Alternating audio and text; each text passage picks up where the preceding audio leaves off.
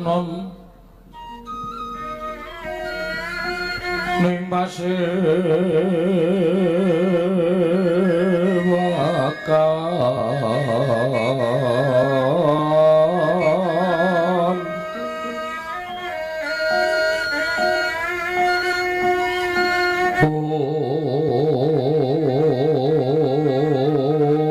sono maneka warna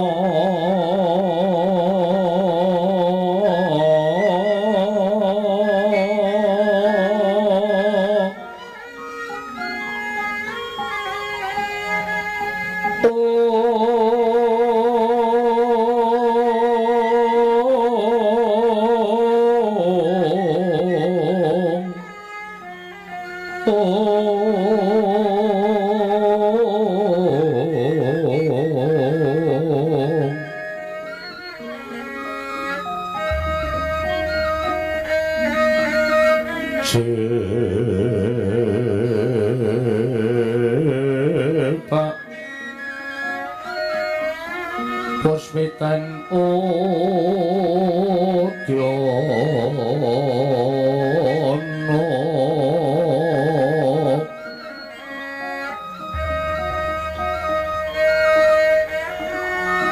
Miang Panjra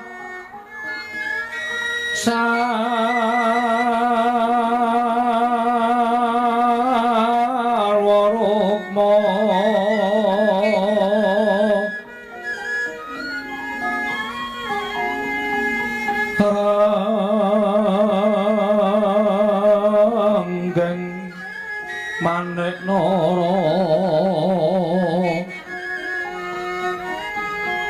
Narawata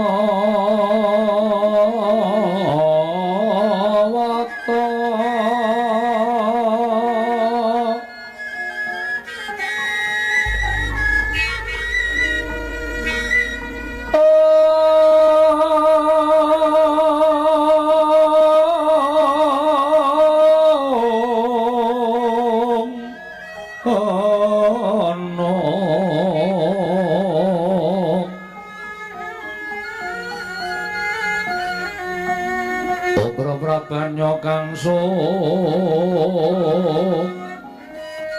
merat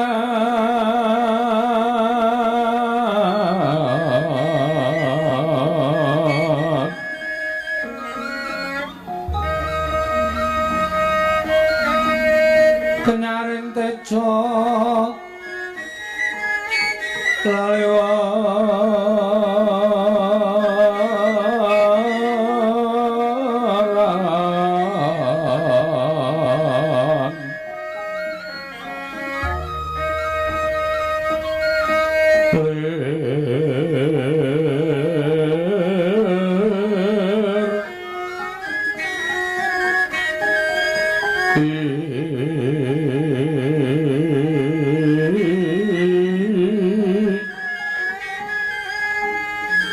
siring kadhe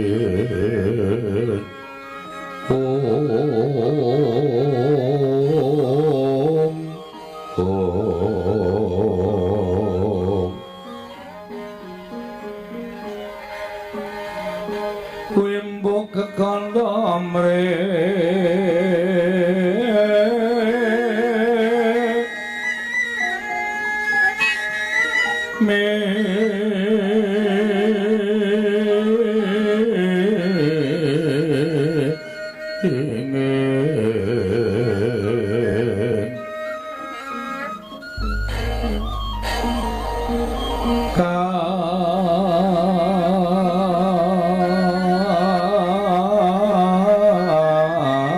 Tiuping maruta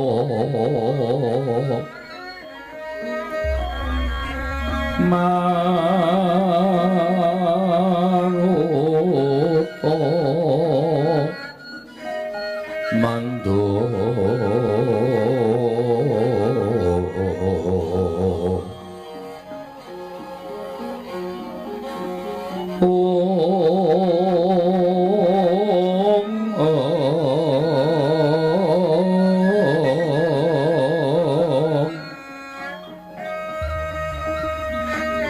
saparan mangambar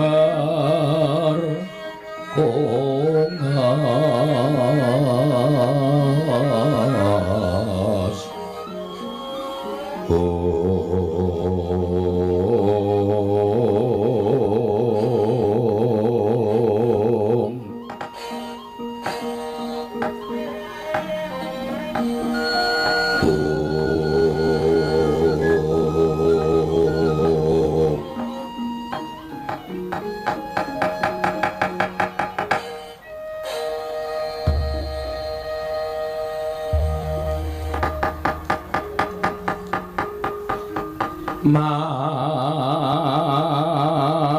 mangkyo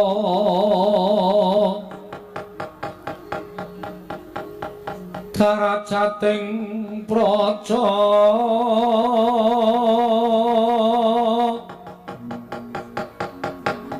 kawuryan wasunya ruri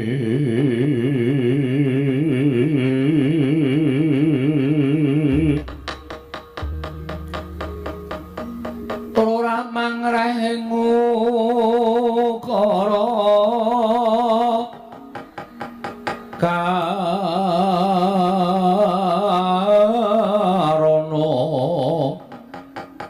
tanpa palupi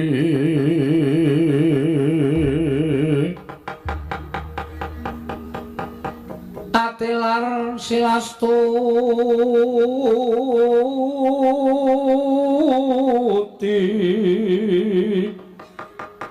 Sujana Sarjana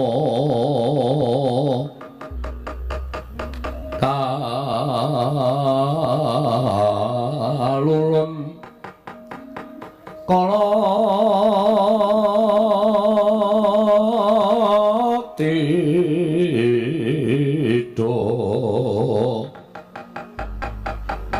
dedem tandhaning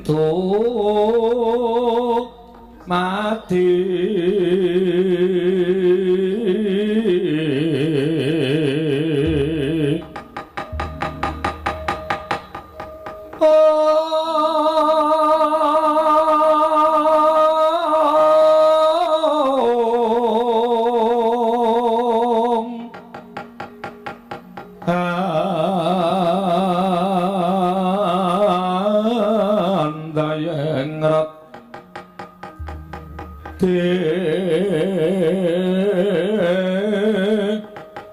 ning karoban rubedo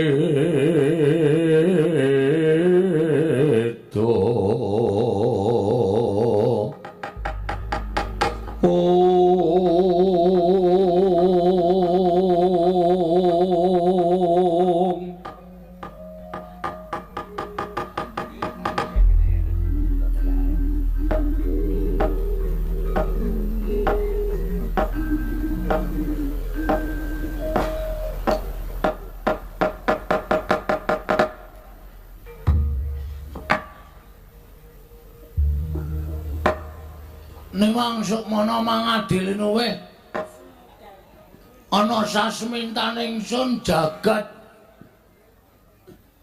jembari ora jaman wilujeng parawuhipun blegek-ugek sadulita mel Bagong slamet tekane bapakmu nering sambikala Pudya pangastawaku wae tampanana. Dole kula pundhe nggo jimat ndayanana ing kasantosan pangestunipun Bapak amawahana kabagyaning gesang kula nggih Pak. Iya. Dipun prayogakaken anggenipun lenggah.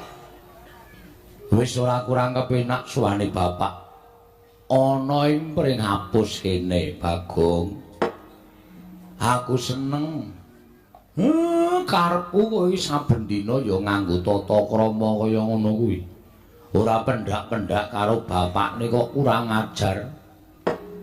Ngundang bapak ki mujudake suwijining kanugrahan tumraping wong tuwa. Iki pendak-pendak ngundang wong tuwa akeh wong barang ya semar semir. Nyun ngapunten nggih Pak sedaya karepatan kula. Iya ora dadi apa. Wong ki apik-apike wong ki nek gelem ngakoni luput kuwi wis becik-becike menungsa. Pangestunipun Bapak mugi-mugi kula tansah sae, Pak. Iya, iya. Kamas Nolo Gareng wilujeng rawuhipun Kamas. Waduh. Biasane nyeluk aku ki tekle utawa bejing ngono kok saiki kok Kang Mas. Slamet tekaku le. Pamujiku tampanana ya, Gong. Kula pundi nggo jimat paripe ndayang ning kasantosan. Dipun sekecakaken nggih, Kang Mas. Iya, iya wis ora kurang kepenak. Kang Mas Petro, bekti kula nggih, Kang Mas. Iya, iya tak tampa cah bagus. Pangestune Masmu wae tampanana. Kula pundi nggo jimat paripe ndayang ning kasantosan. Bagong. Dalem, Mbak. Aku kaget kok ora kaya adat sabene. Kowe iki pendak-pendak duwe kepinginan mesti sowan ning Karang Kadempel. Ning kok ora kaya dina iki. Kowe kok nyebar undangan. Bapakmu tok paringi undangan, kaget aku. Undangan kok nyilih undangan kampung. Mongko mbok nggo perlumu dhewe iki eneng apa? Kowe arep ngopo? Kowe arep kepiye? Bapakmu tuturana, Bagong. Nek pancen kowe duwe gegayuhan, saora-orane wong tuwa ki mesti mbantu. Saora-orane wong tuwa ki mesti melu uyung-uyung anyeng kuyung. Iki eneng apa? Lah kok dadi kawula sak pringapus mbok lumpukke.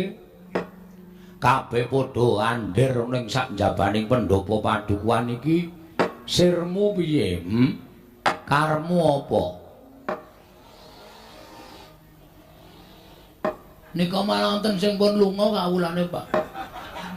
Ya wis ben ora apa-apa mbok menawa ora sarujuk karo penemumu. Nggih. Ingkang sepisan kula ngaturaken panganganan napa jenenge atur panuwun ingkang tanpa pepindhan. Ngersanipun Bapak Semar, Kamas Gareng, Kamas Petruk ingkang sampun kepareng rawuh wonten ing sudung kula, Pak. Iya, iya. Pripun, Pak? Wonten undhakane ta omah kula? Ya syukur. Tegese lek kuwakon kowe nyelengi kuwi wis tok lakoni. Ora nyono lah kok. Saiki kowe duwe pendopo. Nggih, Pak. Pangestunipun niki lipil-lipil. Iya, iya syukur, Bagong, syukur. Ndungkap adicara ing angka kalih. Inggih menika estunipun wonten wigatos. Kula ngaturi rawuhipun Bapak wonten ing anu pundi menika pringapus padukuhan kula. Sepisan kula kepengin Bapak menika prisa omah kula. Merga Bapak niku arang-arang tekan nggen kula sing ditekani mung omahe Gareng karo omahe Petruk. Nek kon rawuh teng nggen kula niku sok males.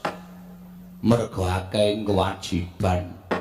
Mula dina iki tak selakke tekan kene iki jane karepmu apa, sirmu piye? Niku jane bener, Pak. Kula tak rasah basa ya Pak angel banget ya sakaremu. Ki jane pancen bener, Pak. Bapak tak aturi rawuh mrene iki aku arep ngaturake gegembolaning rasaku. Kok kaya wigati temen iki. Bagong kok ngaturke gegembolaning atimu ki wigatine apa? Neng Bapak ampun kaget. Ora arep kaget. Engko ndak malah jantunge kumat. Iya, wis kage matura. Semono uga kowe ya, Reng. Waduh, kamase wis ilang terus. Ming sedhela ya ora apa-apa. Oh iya ya, Tru. Coba piye arep ngopo? Sadurunge aku ngandhakake apa wigatine to, Pak. Bapak tak suwun sing kepenak lenggah ya. Iya wis ora kepenak. Gareng ya tak suwun sing kepenak, Petro ya tak suwun sing kepenak. Pokoke digawe lomba penggalihe. Iya. Nek perlu rada maju, Pak. Soalnya aku ngerti nek bapak wis rada budheg. Mula nek nganti aku omong oke-oke, wis kebacut omong bapak ora iso nampa omong aku kan percuma, Pak. Iya. Rada maju ra apa-apa, lincake digeret. Iya. Matur nuwun, Bagong, matur nuwun. Heeh.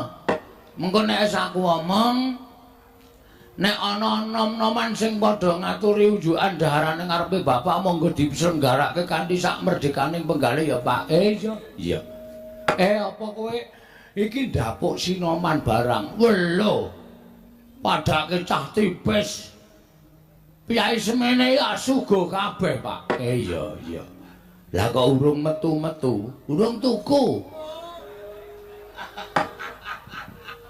Urung tuku kok domongke ora. Sabar. Wong sabar iki jembar penggalihe. Iki ngene ya, Pak. Aku kuwi duwe niat, Pak. Ndi niat apa? Aku kira dadi pengareping kampung. Saora-orane arep anakmu kaya ngene iki anakmu iki dukuh. Heeh. Lah iki jane aku ora wis rampung le dadi dukuh, mergo aku wis nyelekke pakaryanku iki. Aku iki wis tuwa, sing enom-enom kuwi wis isih luwih pinter, iso tumangkar pikire, iso luwih dadi jalaran pedukuhan Pringapus iki maju. Iya. Wong ki nek wis ngrumangsani ora iso mikir, awake wis kendhu, ragane wis nglokro. Kuwi ora usah dadak. Kudu tetep budidaya. Ning diselehke luwih apik.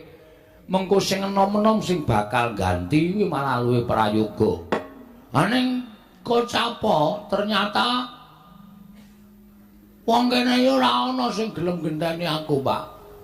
Mula aku didaulat tetep dadi dukuh meneh periode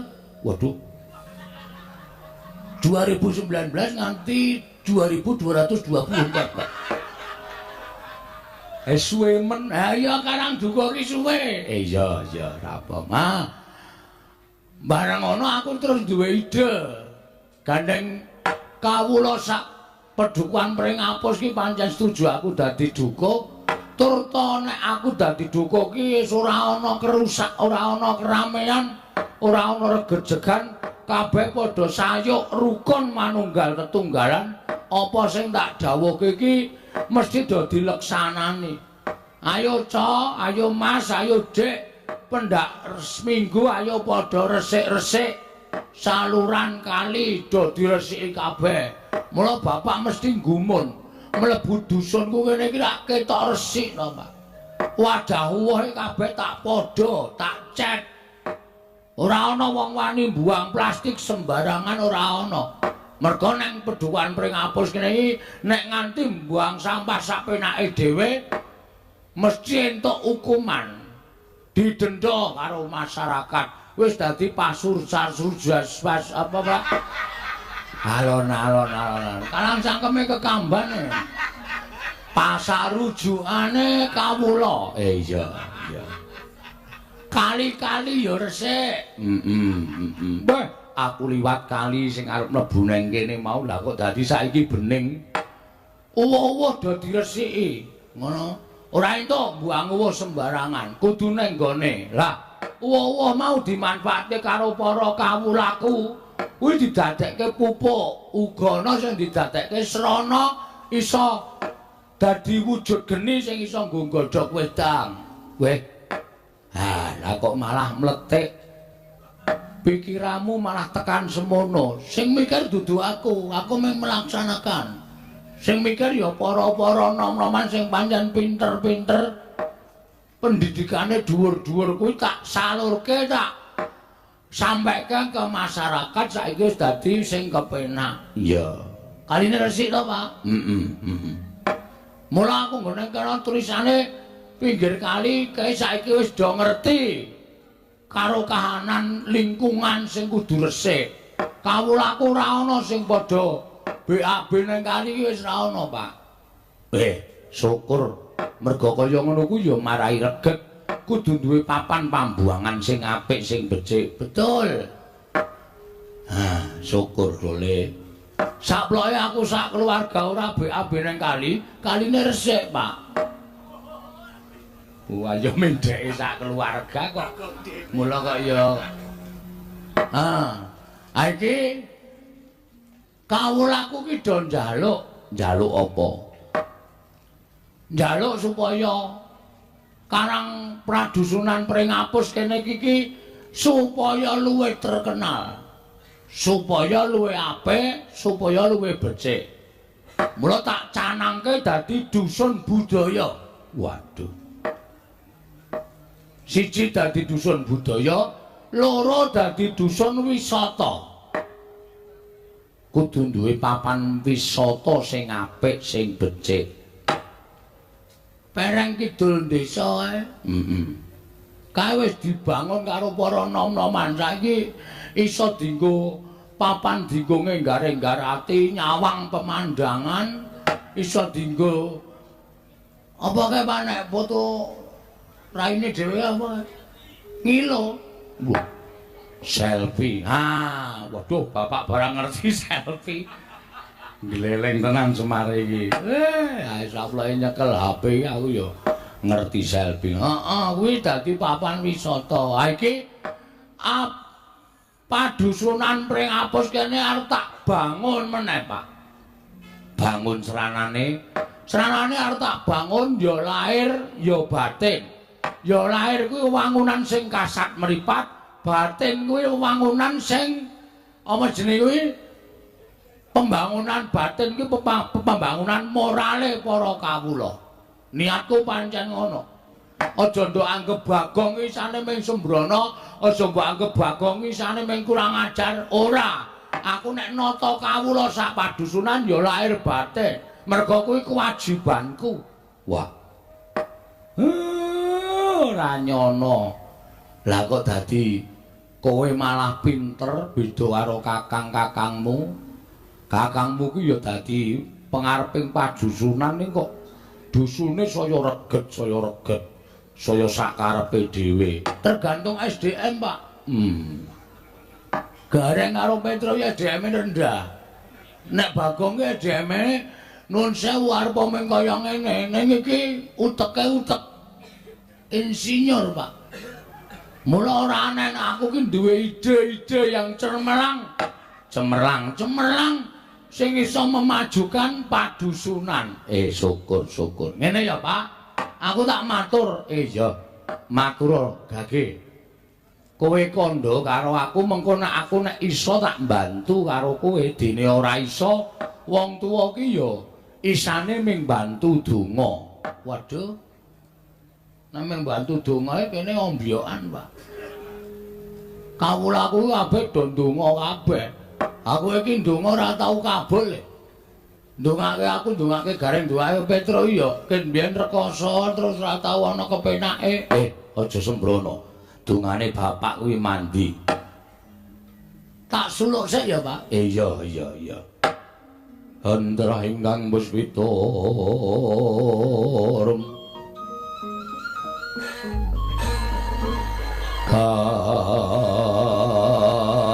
kasiluring samirana mrih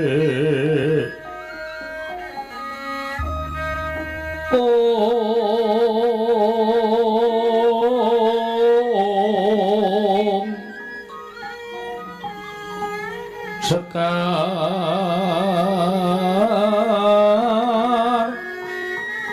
kadung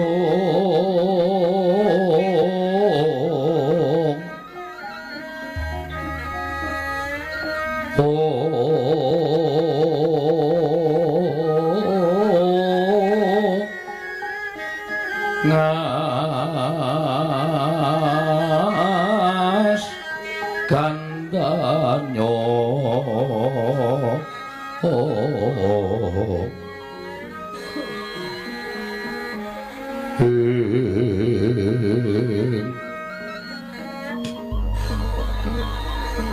maweh raras renaning driya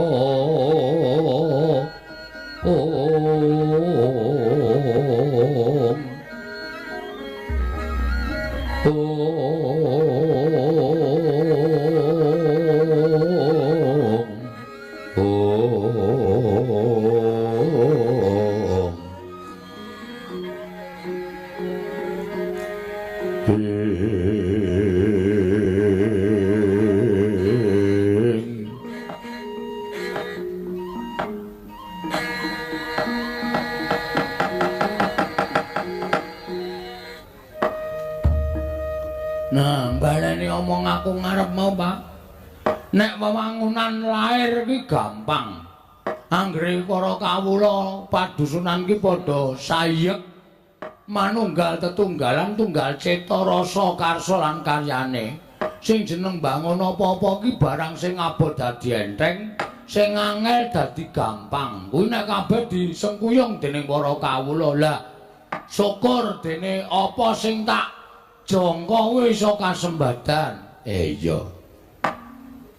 Dalan-dalan ning omahku ning pedusunanku ya kabeh tak cor. Ora kok nyuwun pambiyantuning para Pandhawa sing dadi juragane awake dhewe ning kabeh swadaya. Kawula urunan sing mampu urunan semene ya semene, sing luwih akeh ya ditampa. Mengko digarap bareng-bareng kuwi pembangunan lair ketoke wis mlaku kanthi rancak. Syukur Bagong. Aku kok dadi kleru biji karo awakmu ya. Mula aku wegah tekan kepring apus kene merga pendak-pendak aku kuwi gumono ning pikirku Bagong kok dadi pangareping para kawula. Kawulane mesti pating slebar ora karo-karuan. Dusune ya mesti ora temata. Ning bareng aku mlebu kene anak telu sing iso disawang nggone minangka dadi pangareping pedusunan kok ming kowe Bagong. Matur sembah nuwun, Pak. Kabeh iki ya merga saka nggone nggonku ora kok pikir aku dhewe ning disengkuyung tangga teparo sanak kadang mitra kawruh. Iya, bener. Sateruse. Nah, sing arep tak dandani iki batine para kawula, Pak. Batine piye para kawula?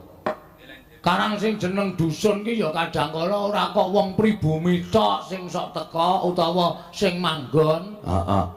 Ning pancen kadhangkala nuwun sewu. Ya ana pendatang tegese wong saka liyan daerah sing mlebu ning padusunanku. Kadhangkala wong-wong kuwi mau sosok nuwun sewu, ana sing nggawa pengaruh apik, ana sing nggawa pengaruh elek.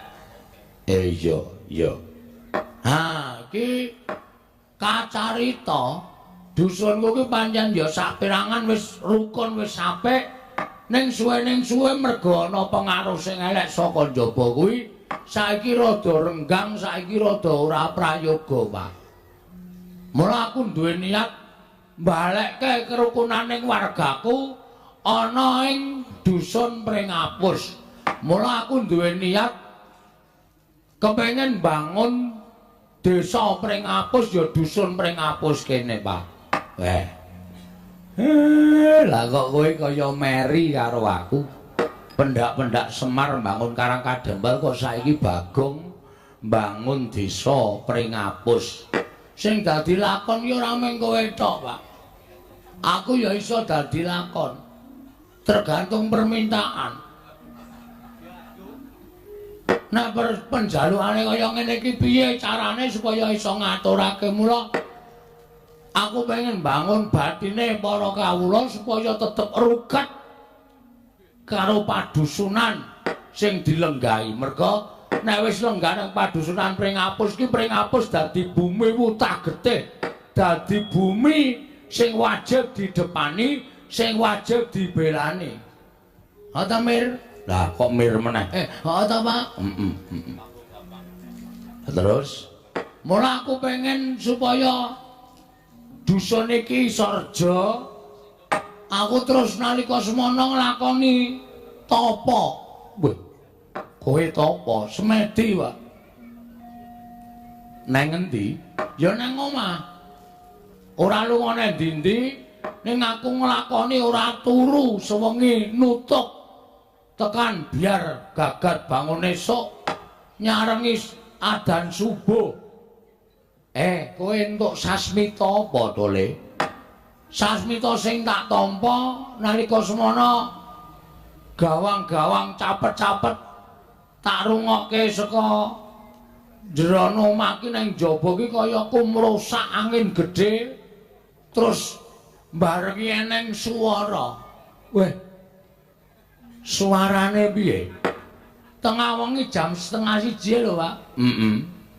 Suarane lamat-lamat tak rungokke suarane kaya kuwi kirek. Udu sasmita to? Udu. Bar kuwi men. Bar kuwi ana sasmita swara. Kaya wong nyuwara nganggo sound system. Gumuntang ana ing tawang. Tak rungokke dusunku iki Sarja. Lemah ripah gemah. Gemah. Udu lemah, udu. Gemah ripah loh jinawi karta tata turaharja nek kudu disarati kudu ditumbali. Tumbale apa? Apa to kae lali aku. Ora tak catet soalé, Pak. Dieling-eling. Kuwi mergo nek nganti sasmita tenan, nek ora tok lakoni, ora apik kedadiane. Ning nek kowe kelingan kuwi sasmita tenan, ucapno mengko nek bapakmu iso budidaya, tak budidayake. Dieling-eling, Gong. Waduh, ayo wis lali. Dek kapan to? Malam Jumat kliwon iki. Oh, malam Jumat kliwon iki to. Heeh. Aku jan nglakoni tenan. Wit sore ora madang aku rek. Arep maghrib ae aku ora madang, ora ngombe. Oh, ya syukur. Adate kowe nek tengah wengi iki gawe mie goreng. Ayo kuwi sore ora madang jam 2:30 gawe mie. Julis prihatin ki ya apa aku tak takon. Prihatin kok gawe mie. Sene nyatane ya entuk sasmita kok. Ha iya sasmitane apa eling-elingen. Nek bapak iso bantu barang rak prayoga to, Gong. Suarane seru tur gedhe lho. Suarane sapa ya? Lah aku ora ngerti. Kok takon aku. Ngene wong ngilahing. Wah, nganggo ngilahing iki dewa. Sajake bareng karo angin kok Bathara Bayu kok ya? Ora. Udu. Dewaning Maruta ora Bathara Bayu to? Ning ketoke udu. Gong, nek dusunmu arep apik, dusunmu arep becik, penjangkamu iso kelakon. Dusunmu iku kudu tok wenehi tumbal. Tumbal apa, Le? Kewan apa piye? Udu. Apa ki jenenge? Buah-buahan to. Tumbal kok buah-buahan. Nah, wong cebute muni buah-buahan kok. Plem pertangga jiwa karo jambu dipanirmala. Gregah esuk bar subuh adus nyangking pit aku, Pak. Golek nang pasar buah ki ora ana blas. Plem pertangga jiwa jambu dipanirmala ki ora ana. Nganti aku ngomong karo bakule, nek wonten kula tuku pinten-pinten kula bayar kenceng. Ning ora ana, Pak. Nah, iki bapak iki rawuh mrene tak suwuni prisa. Jambu dipanirmala plem pertangga jiwa kuwi asline eneng apa ora? Tukule nendi nek ana omong aku tak nembung karo sing duwe jambu utawa sing dipelem. Nek ora entuk tak colonge. Nek syarat ki aja dicolong Gong ora mandi ora, ditembung sing apik-apik. Lah kok dadi sasmita sing tok tampa kaya ngono. Eneng ora ya, Pak? Ana. Nendi kuwi? Kuwi ora gumlarane ing jagat. Lho. Ora gumlarane ing jagat, ora. Ning kuwi tukule mapan ana ing kayangan. Kayangan endi? Suralaya. Waduh. Gale opak piye, Pak? Mongko tekan kono wae radong aku. Mongko dadak munggah gunung dhuwur banget jare. Iya. Kayangan Suralaya. Kuwi sing duwe Bathara Guru. Kuwi dhaharaning para dewa. Dewa iki ora mangan sega, ora mangan beras. Ning pangane wujude Jambudipa Nirmala, pelem pertangga jiwa. Terus aku saiki tak takon, kuwi piye carane njaluk kuwi Pak? Kuwi ora gampang, kuwi angel. Ya nek Bathara Guru kuwi ngeparengake, nek ora ayo. Lah arep piye arep njaluk? Wong sing duwe panguwasa Bathara Guru. Ya nek diwenehke, nek ora rak malah cilaka to nggonmu bakal mbangun pringapus kene iki ora bakal kelakon. Lah nek nganti aku ora kelakon aku wirang no. Isen aku pengareping para kawula wis dipasrahi, iki wis mathuk, wis sarujuk. Wong sak padukuhan masrahke karo aku, kok nganti ora kelakon gaya. Pelem pertangga jiwa karo Jambudipa Nirmala. Ayo isen aku mir meneh. Pak. Piye wis gayana? Lah saiki ngene. Aku tak takon karo kowe. Jare kowe iki dewa, Pak. Hah? Pak, jare kowe iki dewa.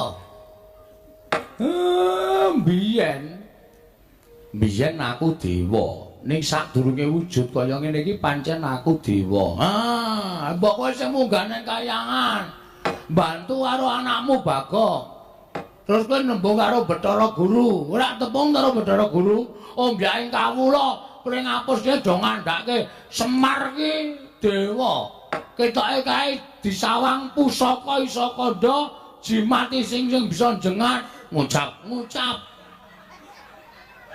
ngawur. Jimat sing iso ngucap ya. Ya sing do ngomong pancen kaya ngono kuwi. Ning aku ora rumangsa dadi kaya ngono kuwi. Ora usah sok ngapusi kowe.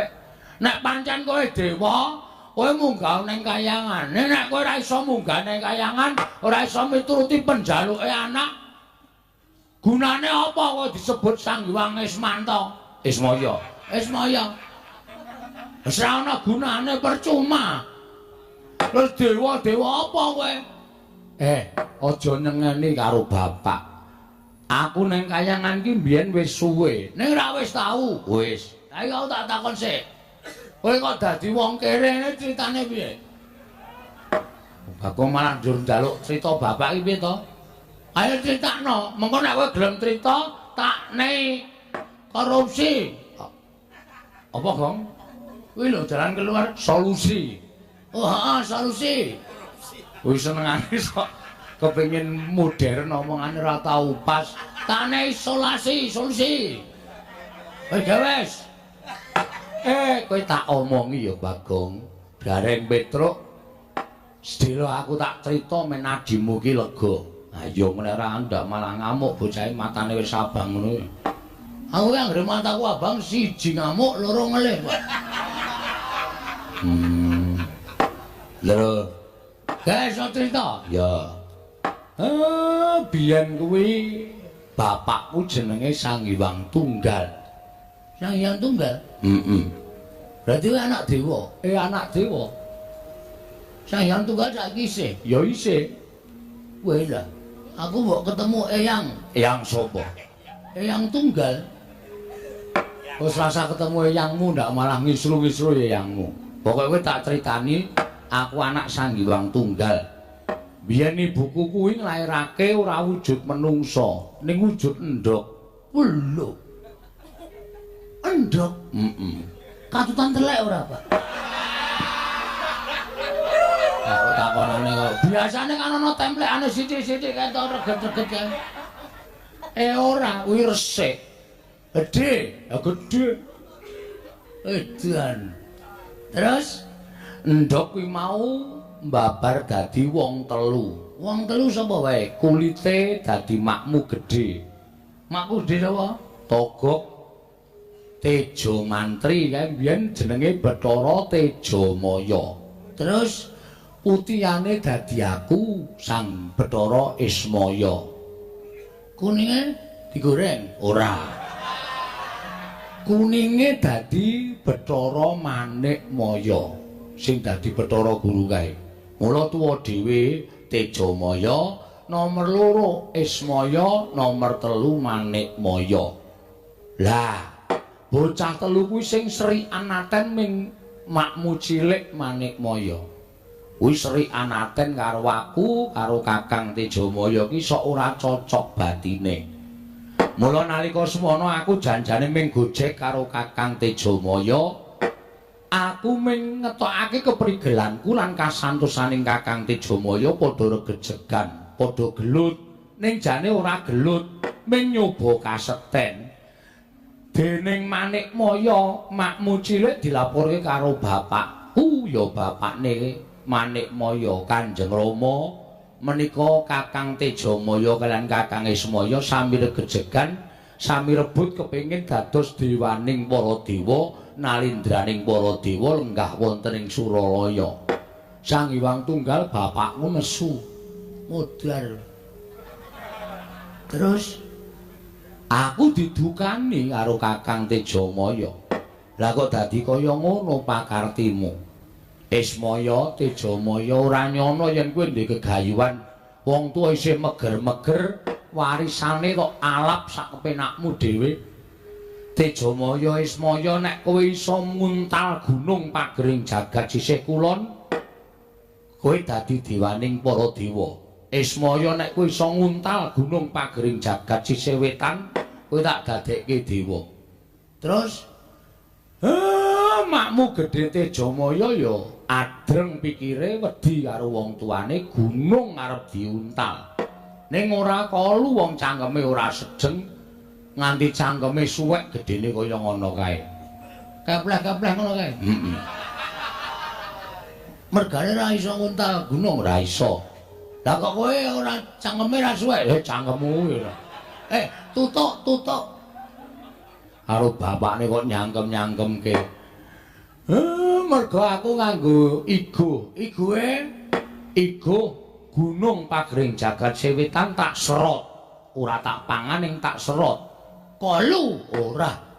Ming sawetara ing mlebu ning wadukku mula aku mbentoyong wetenge kaya ngene iki isine rompalaning gunung pagering jagat sisih wetan. Rupaku terus dadi elek kaya ngene iki terus didunke ning jagat dadi tukang momong para satriya. Pakmu gedhe Tejamaya dadi tukang momong para satriya saka tlatah sabrang. Ngono kuwi critane. Oh. Berarti kowe anake Sang Hyang Tunggal. Berarti kowe mau nek aku makmu cilik sing meren karo makku cilik sapa, Pak? Manikmaya. Manikmaya iki apa? Bathara Guru. Weh. Muridé pira muridé? Ora ndek murid ki Bathara Guru ki jenenge Sang Hyang Bathara Guru sing lengganing kayangan dadi pangareping para dewa. Kuwi jenenge Bathara Guru. Saiki ngene Mir. Mir menano, Pak. Nek pancen kowe kakangne Bathara Guru, kowe mau ngomong. Nek jambu diponirmala, pelem pratangga jiwa kuwi nggone nang kayangan. Berarti sing duwe panguwasa rak Bathara Guru. Iya. Kowe mongko kakangne. Bathara Guru didundang mrene, Pak. Bathara Guru ki dewa. Dewane rak levele dhuwur kowe. Tegese piye? Kowe rak kakangne to. Adira kakang mesti manut. Pak. Matek aji pameling. Bathara Guru kon rawuh nang kene. Monggo aku sing nembung karo Bathara Guru. Nek bapak ora kersa nembungke, bapak meng ngrawuhke tok. Engko sing ngomongi matur aku. Iya. Nek Bathara Guru ora gelem jotosane. Aja ngawur, Bathara Guru ki dewa. Dewane rak sing gawe kowe sengsara kaya ngene. Nek Bathara Guru ora ngandhake Sang Hyang Tunggal, kowe mestine dadi dewa, Pak. Nek kowe dadi dewa, anak-anakmu ku ya dadi dewa. Uripku ora kedungsang-dungsang kaya ngene. Iki ya ngembet karo pengurip aku, Pak. Waduh, malah cilaka iki, Tru. Dadi masalah malah engko, Pak. Ya piye meneh Bapak kudu nyanggupi. Dadi karepmu ngono. ning aku ming sakderma ngrawuhke sing matur kowe. Aku sing matur aja kuwatir. Ning aja kurang ajar lho. Ora, santai wae wis to. Nek Bathara Guru meneke pelem pertangga jiwa jambu dipene ora masalah. Ora sida njaluk pelem. Mata goleke buagor tak colongi kabeh. Ki malah nekat ora. Wis, Pak. Iya, nek karepmu ngono, coba. Bapakmu tak matek aji pameling. Nah, matek aji lo meling. Pameling, lo meling. Men supaya Bathara Guru tekan kene, Pak. Iya, tak cobane ya, Bakon. Dicoba ning dituku lho, Pak. Ora mung dicoba-coba lecek engko. Iya. Omongane ting blasur ora karo-karan. Wis gawe, tak tunggu kene men, nyoto barang. Sidhem jroning pasewakan wadya kung tanpa sabawa.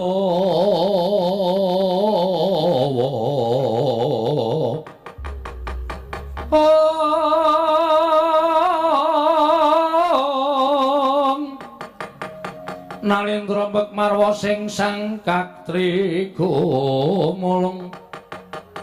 Katri Gumulung mangrembak ing wadya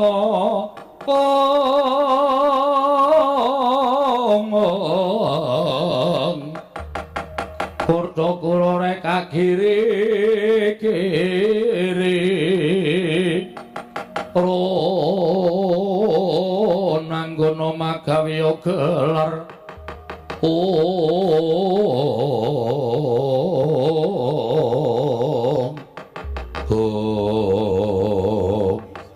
Sigra andumuk unjunge Lurah Semar Badranaya. Tegese bakal duwe gawe matek aji pameling nggih Sang Hyang Ismaya. Ngarawakaken Kang Rayi Sang Hyang Manikmaya dadak sakeling mangke kaya numpet mendung peteng. Ing ngalimuti padukaning pringapus. Nalika ana kilat ing nyigar punang mendung temah biar srating Sang Hyang Pratangga Pati. Nyareng itu medhaing Sang Hyang Pikulun jagat giri pratingkah ya Sang Hyang Jatimurti ya Sang Hyang Bathara Guru. Onyang madya padha prapteng padukan pringapus kaget kadrakasan sangya para kawula wau.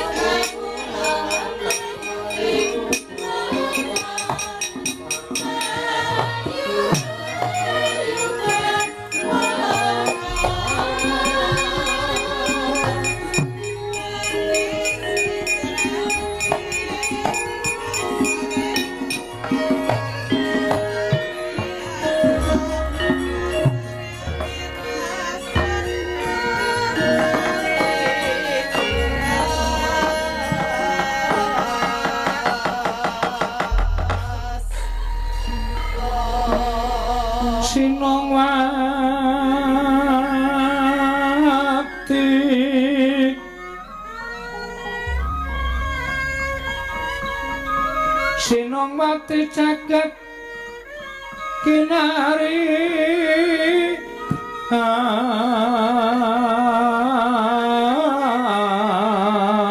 among mbak lumembak ombak ing samudra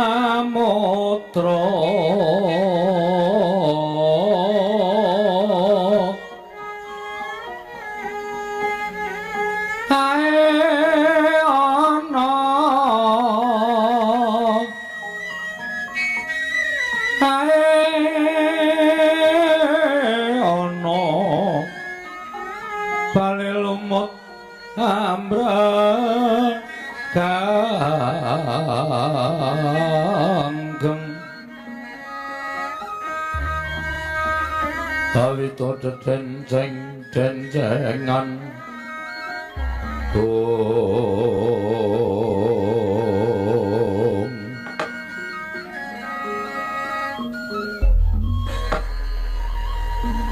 Mas Punomo sidam sekaring bawana langgeng Kakang Ismaya ndadosaken kejut raos sing manahipun ingkang rayipun Manikmaya dene kraos batos kula tinimbalan dening Kakang Ismaya wonten ing papan mrigi Kakang Semar Guru Padararja sapraptamu pangestunipun Kyai Semar wilujeng niring sambikala Kakang kepareng kula ngaturaken sembah pangabekti kula kunjuk iya tak tampa pangestuku tampanana ya Manikmaya kula pundhingga jimat paripin dayanana ing kasantosan iki wae iya ayo iki Bathara Guru kok ora nggo buku Bathara Guru dewa goblok ora ngaturna bekti Bathara Guru kula ngaturaken bekti kula kunjung nggih Bathara Guru iya ulun tampa pangestu ulun tampanana jenenge ulun apa Bathara Guru Pak jenenge ulun apa Bathara Guru kok ulun piye aku ngaturke bekti kok ulun tampa pangestu ulun tampanana engko gawe ganti jenenge iki muni ulun ki ulun ki nek basa kadewatan aku tak tonya modar kowe barang ulun ngono apa piye maksude ora ulune aku gareng kae nek nyebut awake dhewe ya ulun oh ya wis paham aku paham wis nggih ulun tampi pukulun kok ulun iki aku barang berarti ya ulun to nek kowe ya kowe kuwi basane dewa kok wah iki engko suwe lho terus iki engko nek ora digenahke Bagong iki cah ora paham pangestunipun pukulun kula tampi bekti kula kunjung ya pukulun iya Bagong ulun nampa karya bombong tias ulun ora liwat nggon ulun pratoning dusun Pringapus sayekti nampa wisiking Kyai Ismaya. Nun inggih pukulun. Pukulun bekti kula kunjuk. Iya ya nala garing ulun nampa. Pukulun bekti kula kunjuk. Iya ya Petruk ulun tampa. Pangestu ulun tampanana nala garing Petruk. Nun inggih sangat anggen kawuli. Nun inggih sangat anggen kawuli dadosaken jimat pukulun. Kakang Semar, piye? Wonten menapa dene sing ngandika Kakang nimbali dhateng Kang Rayi menapa badhe wonten dawuh saking Kakang Ismaya sing dad gedhe atimu ya Guru aku njaluk ngapura anane aku ngrawuhake kowe iki jalaran aku nampa pamotahe anakku Bagong ingkang nyuwun supaya kowe dirawuhake ning padukan Pringapus kene wondene wigatine apa Bagong ben matur dhewe mengko aku ndak kleru wis tole matura pukulun Bathara Guru wis rawuh eneng kene ndang cekat-ceket aturna apa wigatine Bagong dalem pukulun ana wigati apa dene kita nyuwun tulung kelawan wong atuwa kita ngrawuhake panjenengan ulun. Sepisan kula ngaturaken sembah bekti kula kunjuk nggih Bu Kulun. Ya Bagong ulun tampa. Angka kalih anggen kula nyuwun tulung dhateng Bapak Semar supados ngrawuhaken panjenengan menika estunipun kula menika namung kepengin nuruti dhateng pikajengan kula. Bu Kulun prisa piyambak to. Kula menika dados pangareping para kawula sak padusunan pring apus mriki papan panggenan kula. Andilala kula niki kok duwe rencana utawa duwe gegayuhan kepengin bangun padusunan pring apus. Iya.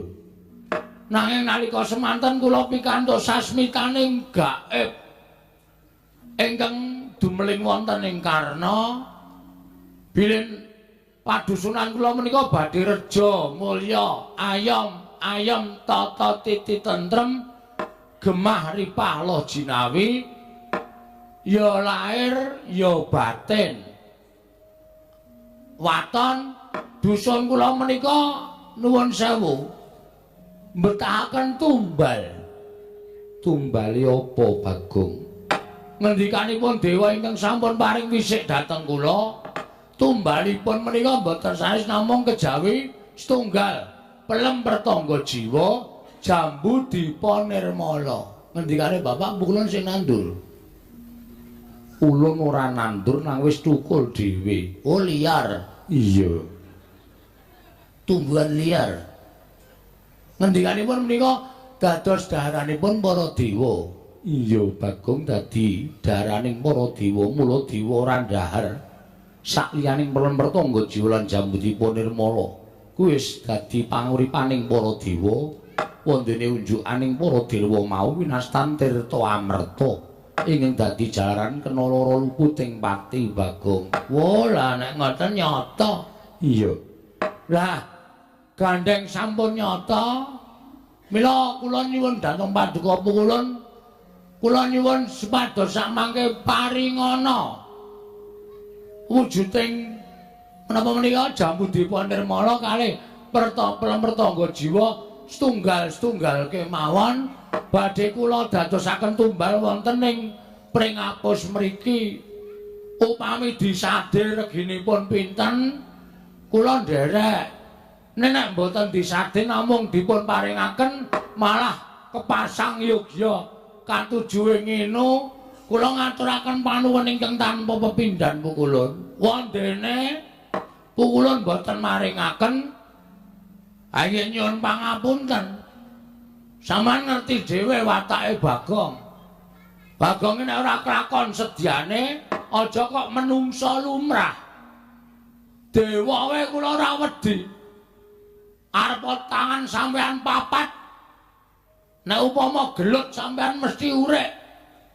Iso nyekeli kula nganggo tangan papat ning kula mboten wedi. Nun ngapune lho kula karo omongan anake Semar Siragil niku kaya ngaten iki sampenake dhewe.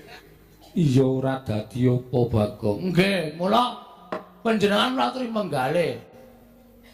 Mareke pertangga jiwa napa jambu dipun nirmala siji-siji napa kula nuwun sewu ana dewa tak bondo teng mriki. Waduh, saiki mendem apa ya? Dewa kok ditantangi lho, Tru. Mbok ya wis ben jenengane Bagong nek omong sak pinake dhewe kok ora tau dipikir. Engko nek kedadian rak mindur sambat karo bapak. Bagong ki rak ming kaya ngono kuwi. Ngaten mawon lantri paring dawuh.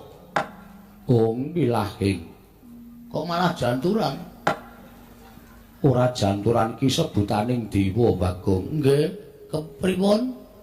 Yen kita nyuwun pertangga jiwa jambu dipa nirmala Bagong, gandeng kita kuwi anake Kakang Ismaya.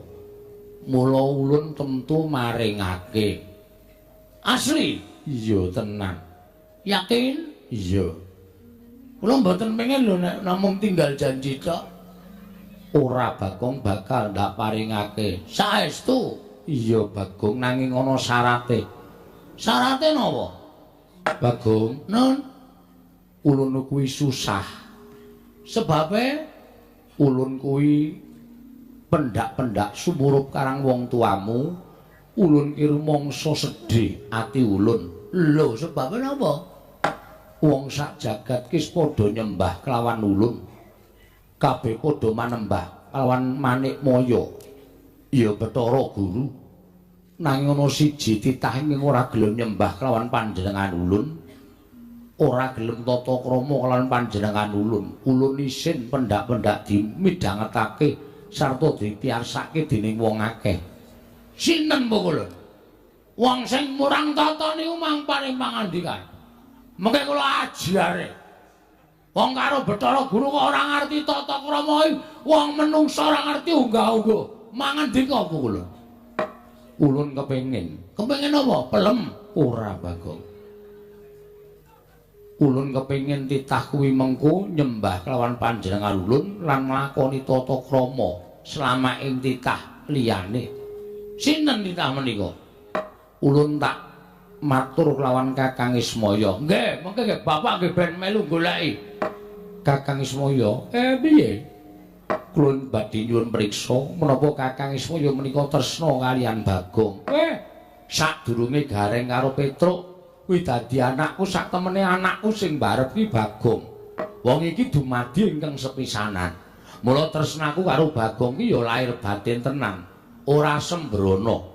Menawi panjenengan lair batin tresna kaliyan pun Bagong, tegesipun Kakang Semar sagah nindakaken menapa kemawon kagem Bagong. Mesti wae gelem wong iki anakku sing tak tresnani. Selagine ngrawuhke kowe wae aku wani mergo dijaluki karo Bagong. Nek ora tresna tangeh aku bakal ngrawuhake kowe ana ing padusunan kene. Menawi ngaten kula nyuwun. Kowe nyuwun apa Bathara Guru? Kula nyuwun pelemertangga jiwa Jambu Dipa Nirmala kula paringaken dhateng Bagong, mboten namung setunggal. Nanging pinten kabetanipun Bagong badhe kula aturaken. Nanging setunggal syaratipun. Syarate apa? Kakang Semar, Kakang Ismaya kedah nyembah, kedah tata krama kaliyan ingkang rayipun Manikmaya. Kakang Semar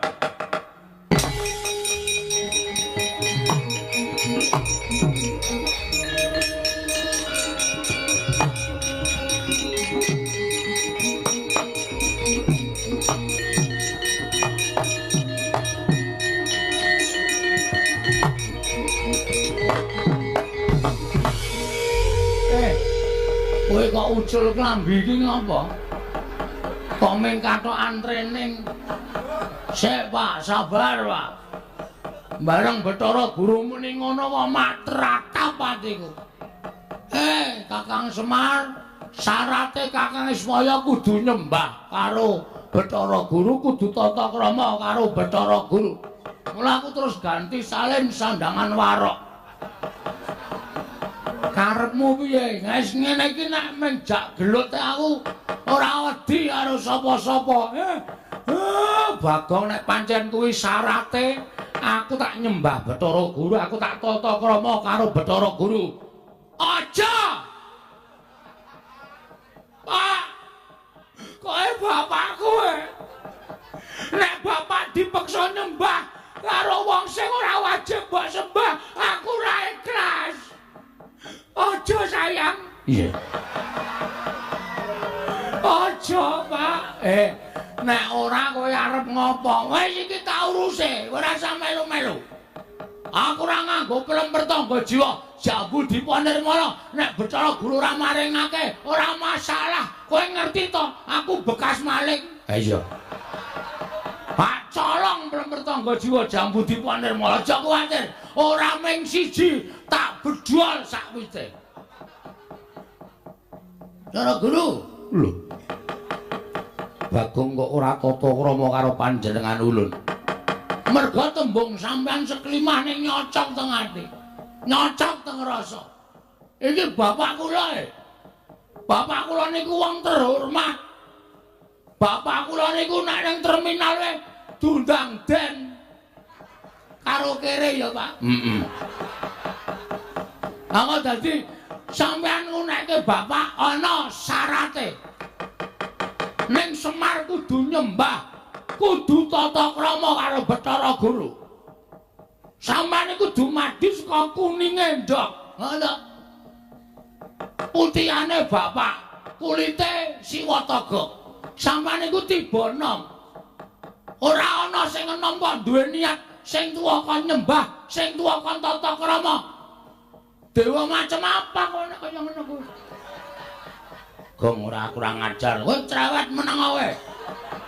Ora nek wedi rasa melu-melu. Gong aku mengelekke. Petro bali ana. Lho kok bali piye to? Cah jire ora. Mengkaro Bathara Guru wedi dumedheke tangane papat. Nek tinju terus sarunge papan lho piye? Aku ora wedi aku mbok sarung akeh banget. Ana sing tak plembungke barang. Bagong pancen lambene sak penake dhewe. Lah kok dadi kita malah getak-getak karo panjenengan ulun. Mergo kowe ora tata krama ru. Lho. Iki semaya, kowe manik maya, teja mayane toga. Arep sampeyan iku dadi dewane para dewa.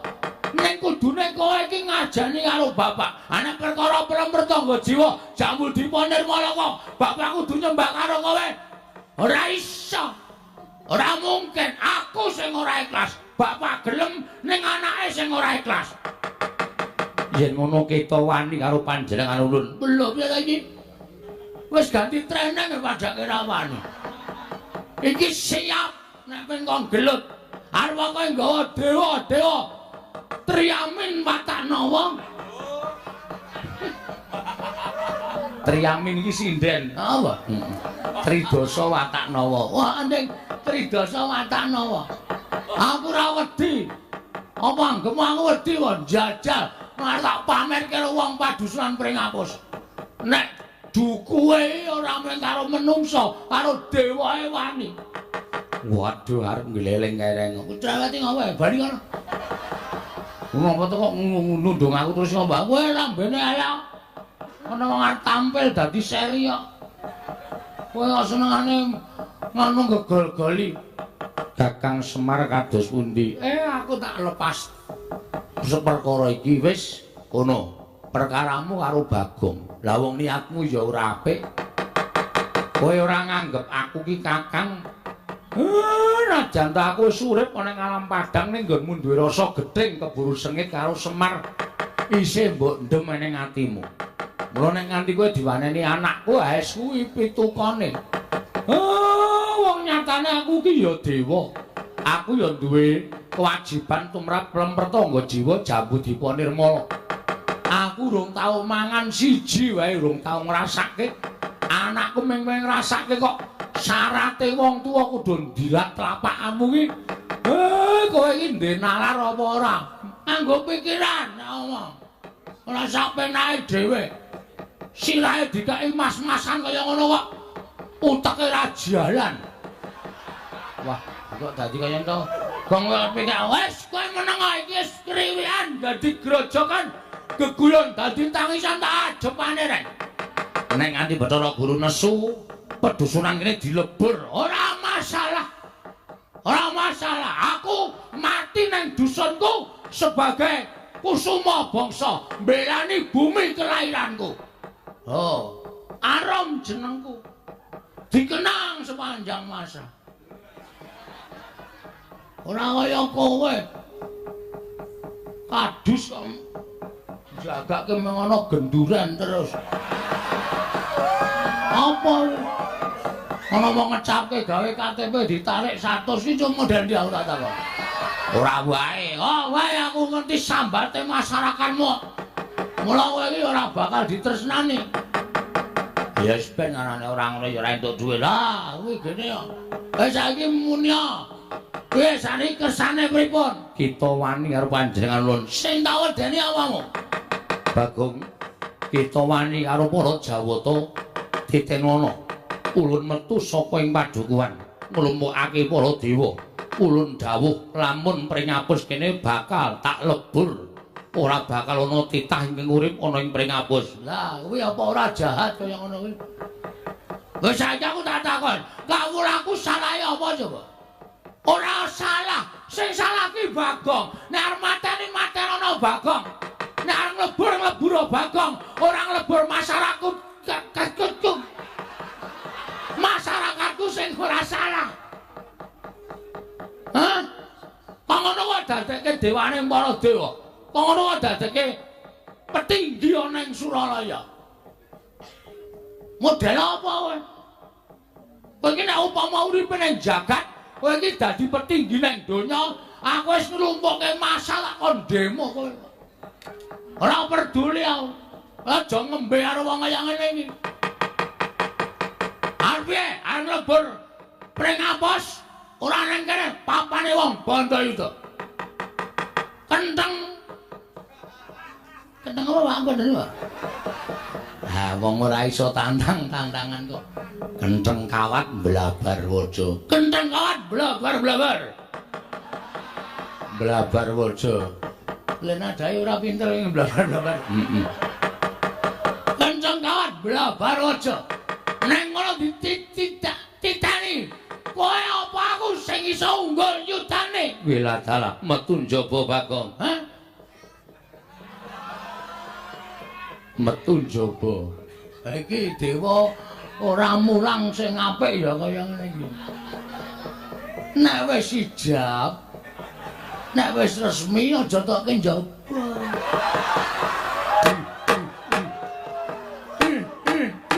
Bales malah. Sirahe didutuki gite ora. Sampeyan ae dhewe. Ayo sampeyan metu tak tututi Bathara Guru.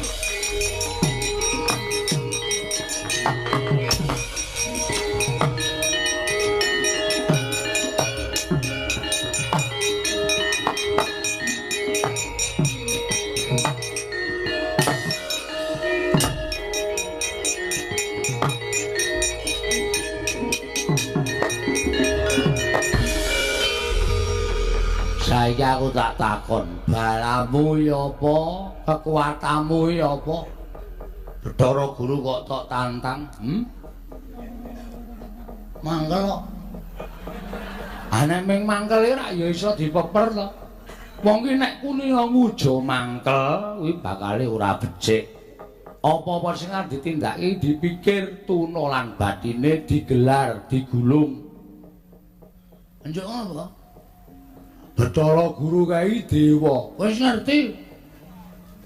Sing ngomong nek kae tukang sumur ya sapa?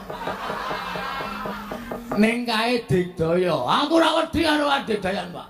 Aku ora wedi karo kekuatan. Jaman saiki kok anu ngandhake kekuatan kadigdayan. Nonsen. Wah. Ora ono saiki sing dienggo kekuatan ki mung otot karo tenaga. Oh tenan. Nek muni Bathara Guru ki ora tedas gegaman, arene bendone ndase. Ora ana wong saiki ora tedas gegaman iki. Wong saiki iki kulite empuk-empuk. Balunge iki getas-getas mir. Samongi nek wong biyen aku percaya mergo sithik-sithik nglakoni tapa sing ora sengaja, mlaku adoh mergo ora ana kendaraan. Ngelih mergo sandang pangan larang. Kuwi dadi tapane wong biyen. Mula wong biyen ki ampuh-ampuh. Wong saiki kok muni ampuh, ora mangan sedina sambat ing arwara. Kon mlaku ora gelem mung tuku rokok ning arep omahe numpak kendaraan. Ampuhe nggo napa aku tak takon. Bener ngono iki omongane ya cocok kok ya.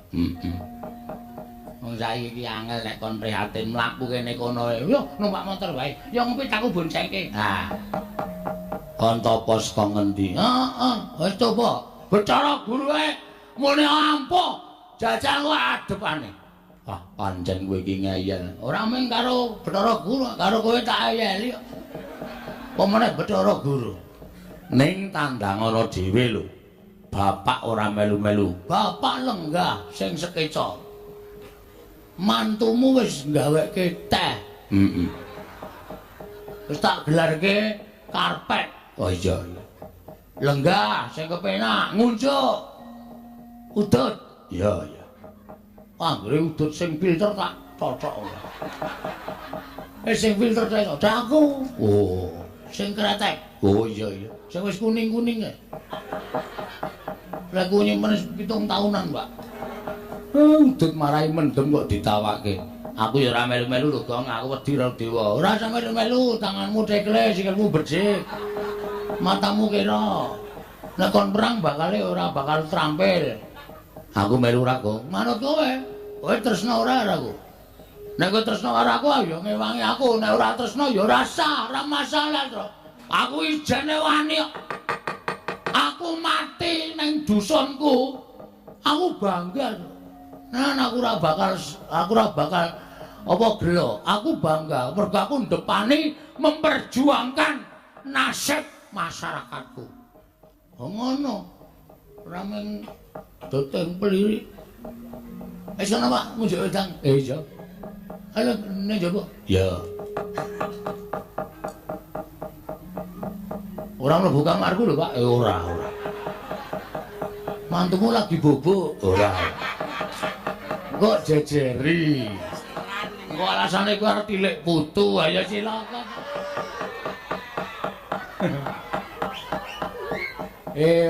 Ora. Aku nang ngarep TV. Weh, ana apa, Pak? Eno. Iki kotakan iki apa iki? Oh, udu kuwi. Padake TV ora.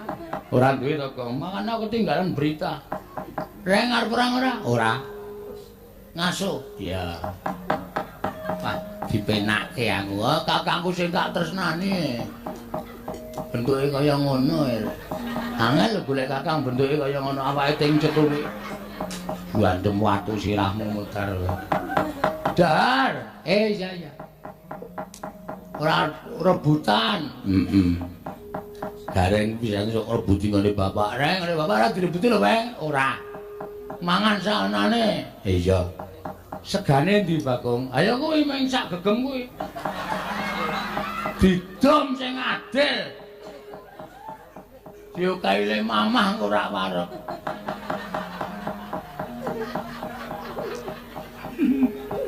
Aku ngrasake kowe iki arep guyu e, Gong. Mamah kerep kok njur. Lha ra dadi jenang. Nang cangkem lajur kae terus dadi dilek rak suwi. Truk ora, Truk? Ora. Kowe lha denak iki do tegel karo aku tenan iki. Aku ora ndek masalah karo Bathara Guru, aku wedi nek karo Dewa. Ana ngaso kono? Nang mburi dhewe. Wah. Mburi omah dituku kok, Gong. Wis. Ya syukur nek. Wong mburi omahmu sarean ya, Gong. Ha iya. Turu kono. Gandem watu kowe. Mburi omah sarean kok kon nuku. Mah, wonten dawuh. Waduh, Bagong nyeluk bojone Mah. Jenenge Gimah. Oh. Kae bapak diladeni, Mas karo wong liya diladeni ya. Nggih. Aku arep ngono nyuwun pamit mangkat perang. Ngatos-atos. Kabar. Ya, heeh. Boke sabut dipun rebah sing sae-sae. Rasa nangis. Gaya wae dumek akeh wong. Aku masuk angin wis tok golek MC Sripah kok. Bareng aku arep perang kowe nangis. Saboten-botenipun kula wonten sedaya Kang Mas Bagong pujak-pujana wae unggul juritku. Nggih, katos-aton. Oh ya. Nggih. Nggon cangkem kok nggon nirung. Kisbe kok nggon nirung. Katos-atos, Mas. Kowe minggir sik, nggih ngestaken dawuh. Ndak salah. Salah napa? Aku iki nek ngambung sok salah e. Mun salah kowe, ayo. Monggo aku iki nek ngambung iki salah terus mesti sing apik salahe. Pun wong salah maksud sampean ngoten niku. Wis sah rewel. Sayangi anake ya. Nggih. Nek Mas Sedo pripun? Wong urip sing dinteni apa? Antri modar. Wis. Dadi nek perkara aku mati saka tangane Bathara Guru berarti takdirku, kodratku mati saka tangane Bathara Guru. Wis rampung lelakonku le urip ning alam padang. Nggih. Kuncen ana digedhong ana nek wis titiwancine arep nang ndi meneh. Nggih. Wis meng ngono kuwi hitungane wong urip. Ora usah dadak werna-werna. Nggih. Arep muni ditambahana nganti ngentekke dit pirang-pirang nek wancine sowan-sowan. Nggih. Wis kana? Nggih, Pak. Wis tak kedak. Bal, apa? Jabat tangan sing terakhir, Pak. Oh, berarti kowe muja-muja aku mati. Mboten, Mbok, menawa. Kali kali sampeyan iku ngabekti. Usratamu banter lho. Nanti dangkalku ilang kok.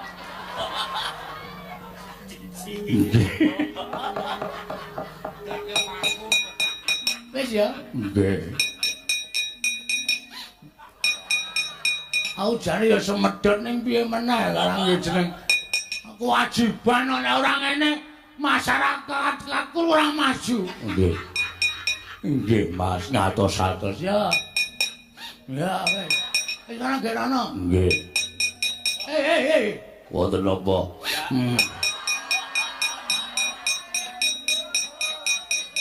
Kok kayane aku ra lila. Mboten lila pripun? Nek aku mati mesti kowe kok keke uang mesti, Mbak. Mane dikake tak sumsek ana. Wis turahanku. Nggih. Ngatos-atos. Lah musimu ya, Mas? Inggih ngatos-atos. Cara Guru. Ayo. Rupa wani, jembar wani, legane ati ora bakal aku mundur sejangkah.